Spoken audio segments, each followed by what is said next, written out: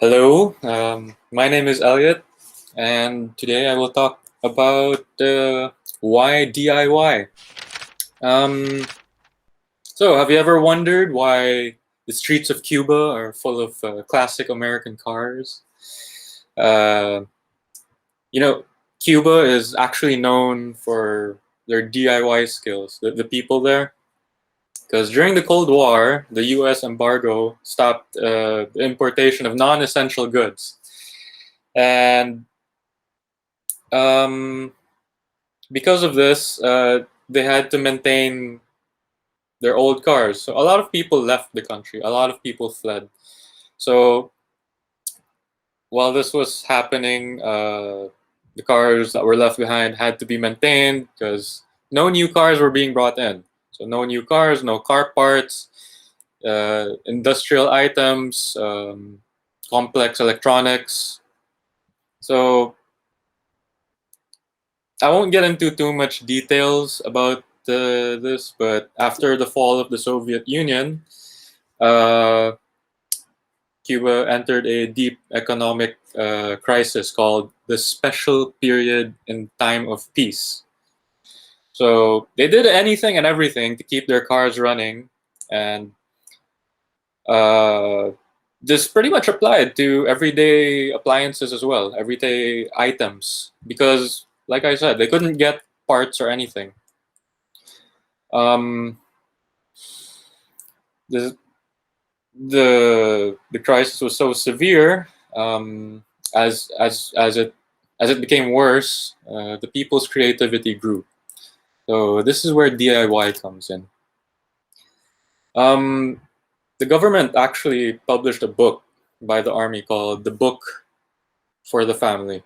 So this book it has a lot of DIY tips for protection, survival, even botany for medicinal use. So, along with compilations from publications such as Popular Mechanics and others that I don't remember, but yes. So, the people had to make do with what they'd learned and they had to become self reliant. So, this was their reason for getting into DIY. Now, why DIY? Hmm. Personally, I believe that it is important to define why one would choose to do DIY, you know, because this will influence the process of your work and will also influence the end product. There are many reasons to do DIY. Some people do it to learn new skills. Some people do it due to limitations such as budget or lack of materials, just like the people of Cuba. And that's okay. After all, creativity stems from limitations. So some other people they do it because they enjoy to tinker. They're curious. They're problem solvers. Personally, I like to do it myself, often, undisturbed, in my workshop, alone. Yes. Right. Um, and I can also do it in other places if I could. So let's move on. So this is just a guideline. These aren't strict rules. You don't have to follow this strictly because this is just meant to help you stay organized and efficient when doing DIY. So first of all, what do you want to do? What do you want to do? What uh, what exactly is it you're planning to apply DIY to? Then you have to list your constraints. What's your budget? What are the tolerances of your project, or what do you want out of this? It's like a goal basically. Research. So this is where you things get moving. You start on your project already. Design. This will depend on your application for DIY, because, well, yeah, you could design food. Technically, it's called presentation, but when you're learning how to cook, personally, I don't think design matters too much. And then taking action, so doing, actually making the thing or solving the problem or so on. So let's move on to the first step. What do you want to do? So, are you fulfilling a need or a want? Are you building something for yourself? Are you fixing something? You got to be specific with what you plan to do. So, if you're solving a problem, be specific with defining the problem, because, yeah, it's hard to create things with rough ideas. You might end up making mistakes. You might end up, well, it's okay to make mistakes, but you might end up making too many mistakes. You might end up wasting a lot of time and resources and effort. So you have to be specific with solving the problem, with defining the problem. So a problem can be defined, for example, as, let's say, okay, let's say I need to design a more efficient lawnmower. You can define your problem that way. Or I need to cut a lot of grass within a given time period.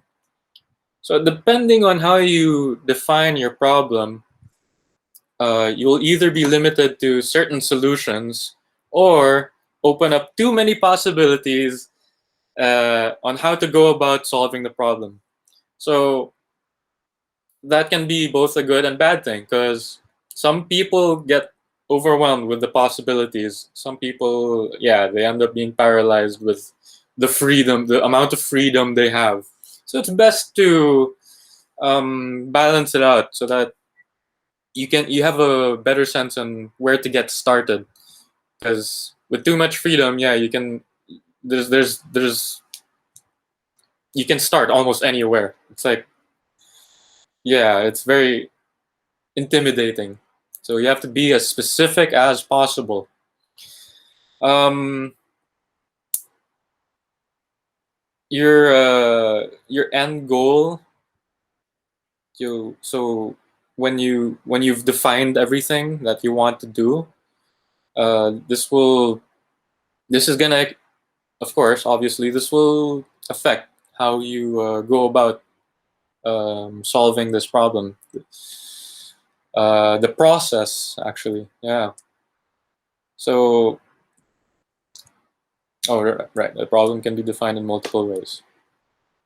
You have to make sure you be careful with this, because the tendency of a lot of people is to uh, immediately come up with a rough solution. So try not to do that just yet.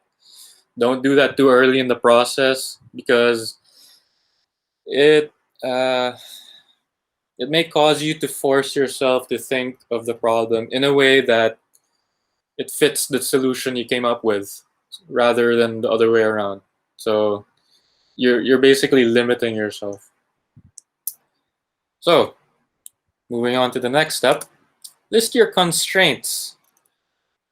So can you make it? Can you do it yourself? Is it within your skill level? Is it within your budget? That's a very important question as well. I mean, it would be great if I was what if money wasn't an object and I could just do whatever I want, make as many mistakes as I want, and learn as much as I could.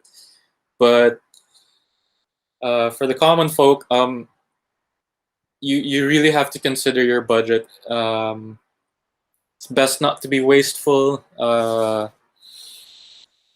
And sometimes if you apply this to, let's say, business, yeah, you can't afford to just do whatever you want. So yeah, it's very important. I mean, there are so many things DIY can be applied to. It could range from learning how to cook to fixing a blender instead of buying a new one to building your own business. So yeah. So what's available to you? This depends on where you live and where you are at the moment, and yeah, what's available to you. So materials, what materials are available to you? What tools do you have? What resources do you have? You have to consider that as well.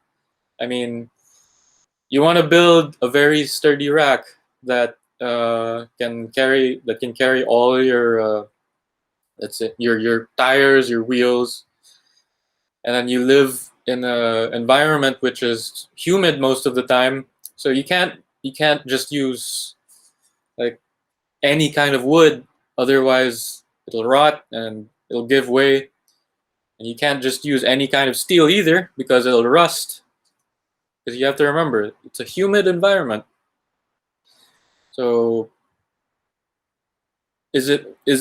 are the materials that you need for this project available to you? You have to consider that. Did I just put what's your budget again? What's your budget? I'm sorry. Um, right. So with that, with the constraints, you're that's when you can start to come up with your solution or your plan essentially. So, for example, you need to build a PC. What will it be used for? Um, what's your budget? Are the aesthetics of your PC important? Will it be just for pure work? Will it be used in the office? Or is it going to be your personal PC and you want it to look great? You want it to look so out there. um, or say you want to build a a hill climb time attack car. So you gotta understand what are the rules and regulations for this event. So what parts can you use? What engine layout? What drivetrain layout are you allowed to make use of? How crazy can you go with the aero? So what else? Is it high altitude? Because that's gonna greatly affect the performance of your engine. If it's gasping for air, you might want to consider forced induction. So yeah, etc. With these constraints, you can better identify a more specific solution. So, research. Has it been made already? It wouldn't hurt to do a little research to see if other people have come up with a solution to your problem already, or if not. So, you could, you could do research to see if it's been done. You can just follow what they've done, or you can use it as uh, inspiration for your own project if you really insist on coming up with something new. Uh, it it helps if people have done it already, so at least you've got half the job done. It's just a matter of going about it and maybe improving upon what they've done. This is what's great about DIY, because there's a whole community out there who do DIY, and you can learn from them, learn from the people who have already done these things. Uh, yeah, if it's been done, you can look for inspiration from similar projects. And then you have to go back and ask yourself why you decided on DIY, because at this point, um, you can. This is where you choose whether or not you really, if you're better off just buying the existing product that you did not know existed, or following what someone had already made, or if DIY really is what you want to do, it's your learning process, it's your passion, go for it. So long as you can. So that's why it's important to ask yourself why you decided on DIY in the first place. So just like me, uh, I had to consider this also. It's like, are you just solving a problem, saving money? Is it a passion project? I decided I just wanted to learn. It's a passion project. Are you better off buying a light panel instead of building a shitty one of your own? I don't know. I decided to go the other way and build one of my own. Doesn't look nice, but I learned a thing or two, and it works pretty well, despite looking like, yeah, garbage. So yeah, consider your options. So you move on to the design.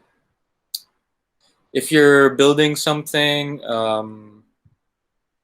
after you've defined what you want to do exactly and considered your options, yeah, and limitations, it's time to design a prototype. Okay, so you have to start with your limitations if you have any. So this is where the list of constraints come in. It's best to start. Well, actually, I'd say the next two steps are interchangeable. You start coloring within the lines first, so you solve your problem or build your project or do what you want within the set limitations you have. You do that first and then make adjustments afterwards. So by that I mean you can start being more creative after you've made your first draft. You can start coloring outside of the lines. Or you also have the option of going all out at first, yeah, going all out, and then making adjustments to fit your limitations. So you can do either way. This is you don't really have to start with your limitations first. Um, but yeah, it helps to keep that in mind, just there in the background. So you can go either way first, go all out, or start with limitations. Yeah, and then don't get too attached to your solution. So this is a problem that a lot of people have. Um, so it's pretty straightforward depending on what you do for DIY. Like programming, it requires you to say change a few lines of code or completely rewrite your script. Designing a new car can take a couple of months to a few years. For example, Lexus, when they designed the oh so beautiful Lexus LFA, man, I love that car. It sounds awesome. They took 9 years developing that car. So by the time it came out, it was pretty much old news. Like it could barely keep up with the current competition because it was practically 10 years old. So the first prototype was deemed too heavy. It's made out of aluminum or aluminium, depending on where you live. Uh, they scrapped it and they had to start all over again with carbon fiber.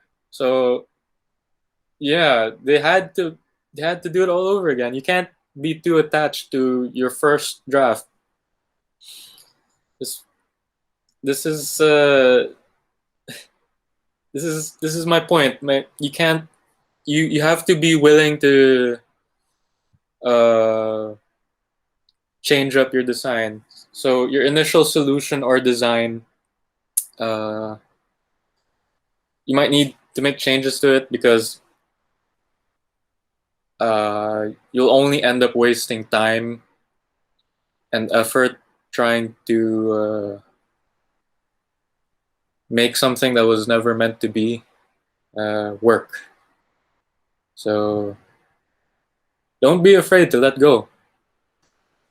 Um, don't be afraid to rip your ideas apart and look for weak points or areas of possible failure. Right. Yeah. So yeah, keep that in mind. Don't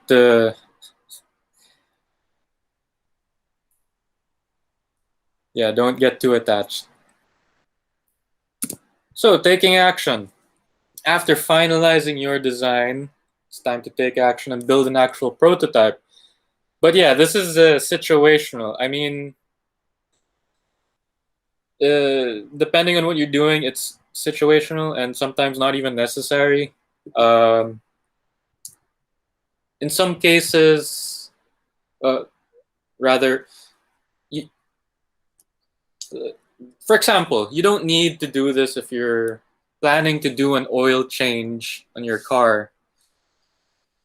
But this still falls under DIY, right? I mean, you're changing the oil of your car by yourself. You're doing it yourself rather than bringing it to the shop and having it done by the mechanics there. You get to save some money on the way too. So you are doing it yourself, right? So say you've already drawn out a layout of your garden. So here you can divide the task into steps.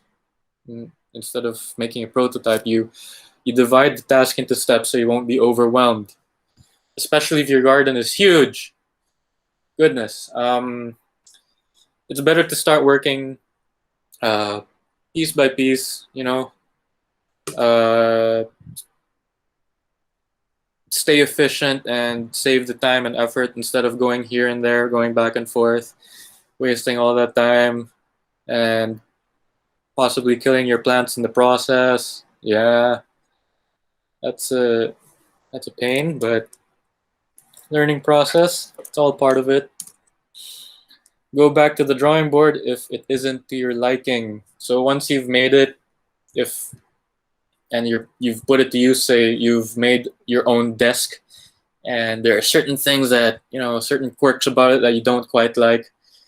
If you could afford it, if you could do it, you could rebuild your desk. So this is why it's important to make a prototype. This is why it's important to plan, to minimize having to redo things. um, this is how we learn to be better at problem solving. So to be better problem solvers, craftsmen, programmers, businessmen, and uh, partners, business partners. I mean, business partners. I meant business partners. Right. Yes. Save time and effort. So that's pretty much it. So here are things to take note of. Don't be too ambitious, okay? So it's really common for the younger people to be too enthusiastic with what they plan to do. They want to save the world or create this new product that is so groundbreaking, so innovative that everyone wants to get a piece of it.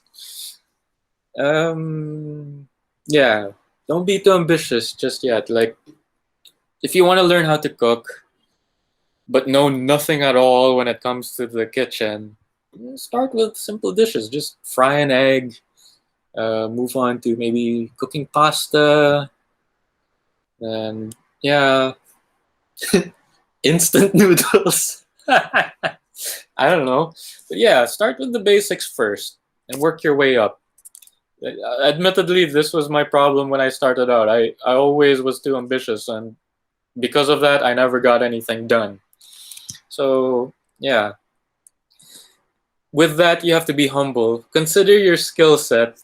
I mean, in relation to not being too ambitious, you have to consider what you can do and what you're logically capable of accomplishing. Because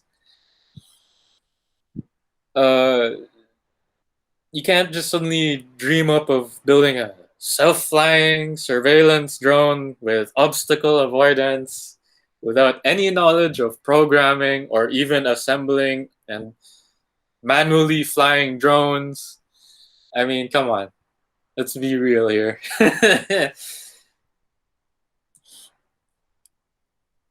You gotta start somewhere, so don't be afraid to make mistakes. Mistakes will happen. Um, no matter what you do, you can't avoid fights. Mistakes. You can't avoid mistakes.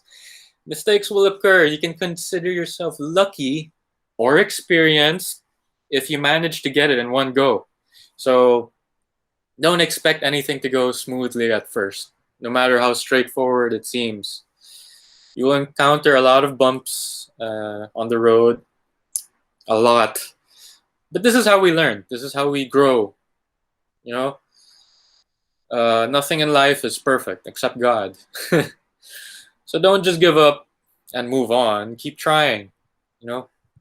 That being said, don't be afraid to start your project as well, because some people get paralyzed at the planning process. You know, the planning stage because they're overwhelmed with the possibilities, or they're stuck in the say the research and planning part.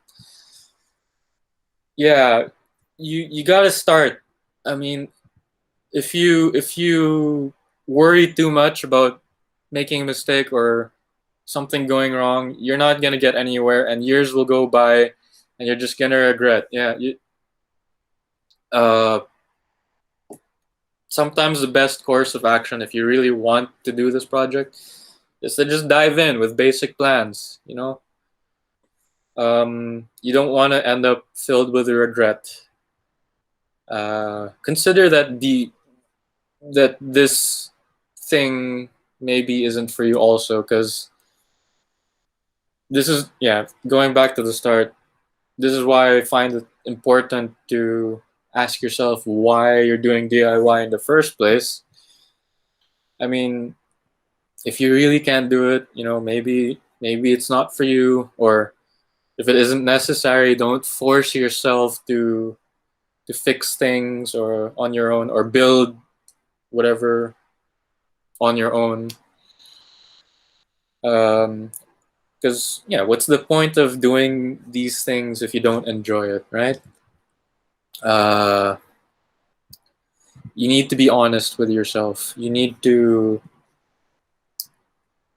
consider, like, are you just trying to create an ideal image of yourself? Are you trying to impress people or someone?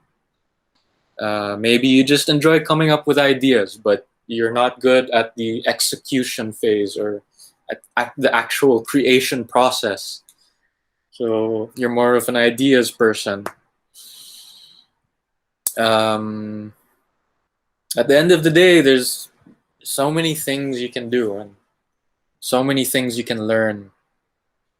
But we're running on borrowed time, and because of that, it's best that we just make the most out of it. Do what you love while you still can. Um, and that is it from me. Thank you.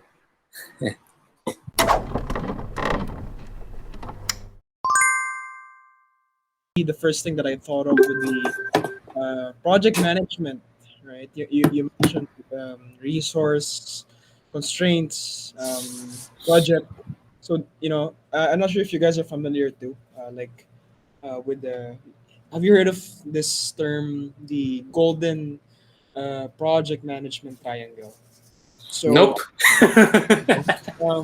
this triangle, basically you have to, at all costs, you have to ensure that there's a balance between these three things. So the first one is the cost, the second is the resource, then third one is the schedule, which is time. Oh, yeah, I forgot to mention that. That was part of my presentation. Yeah, so you as in that's it. I mean, fundamentally, that's what project management is. Yeah. And yun yung una ko naisip when I listen. I have a question lang. Like, um, how do you measure? I guess creativity if you're doing a project that's been already done before.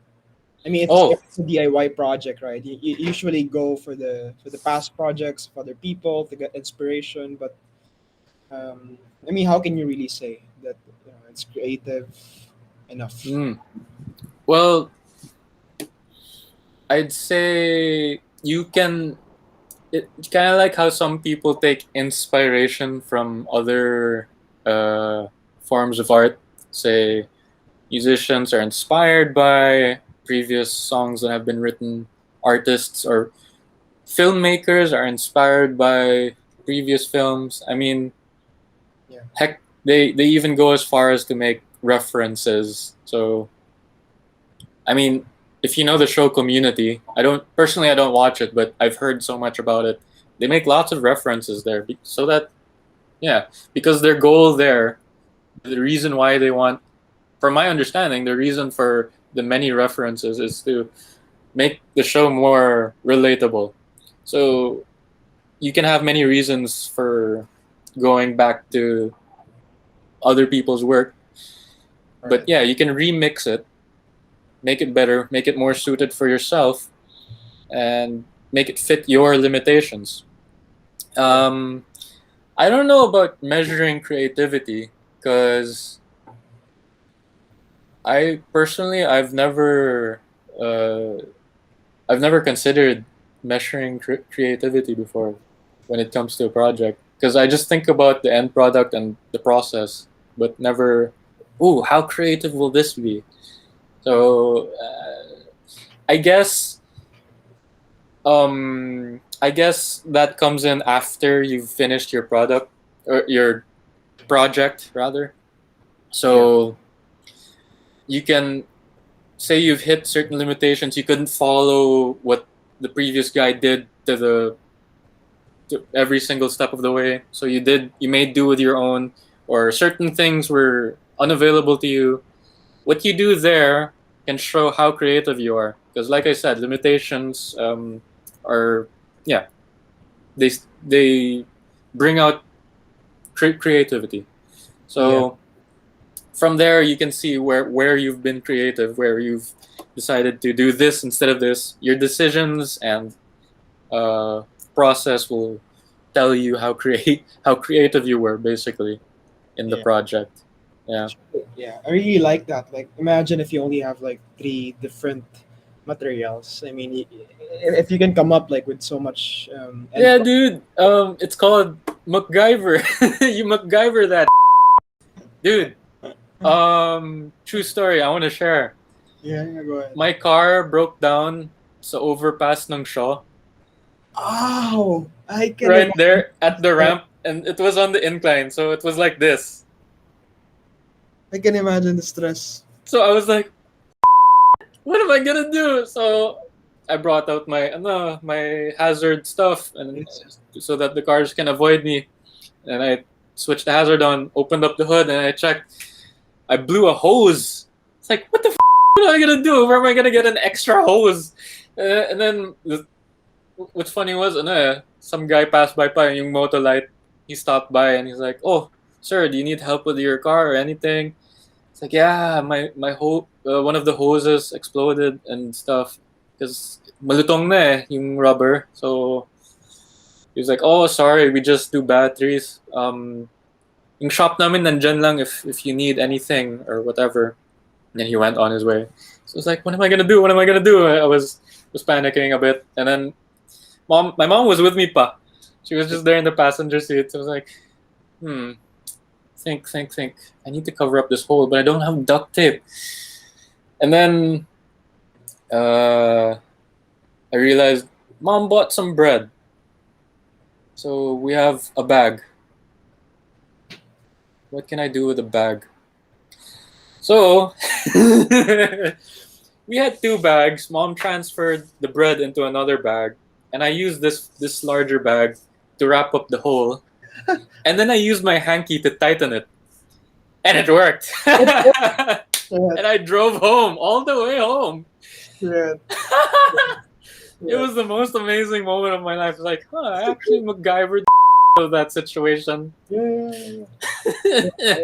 You gotta think about it. Yeah, those experiences. It's just the same with your day-to-day corporate situation. If you're gonna think about it, like happens all of a sudden, and you need to Yeah, come up with a solution given what you have, right? yeah. I forgot to mention that in part of my presentation because my notes are all over the place. But anyway, Yeah. Yeah. that was in the no list of constraints. Mhm. Um, so are you doing this for yourself or for a business? Because if it's for a business, you might not have as much time. You might not be as flexible. But if it's for yourself, you can afford to be more flexible. Your time limit isn't as strict. Yeah. Yeah. Galing. That's a really nice story. Nice. I gotta think Yeah, I about it. felt so proud. Parang fundamentally, when you think of why do people do DIY, parang really the top of mind that I have is the sense of accomplishment, the sense of completing something. Yeah. Fundamentally, yeah, like there could be many reasons why, but it's really that. I mean, even if you just make your bed in the morning, you just make your sandwich, I guess your burger, that's already DIY, right? You have to Yeah, bed, dude, making your own coffee, yeah, like, your own coffee, yeah. yeah,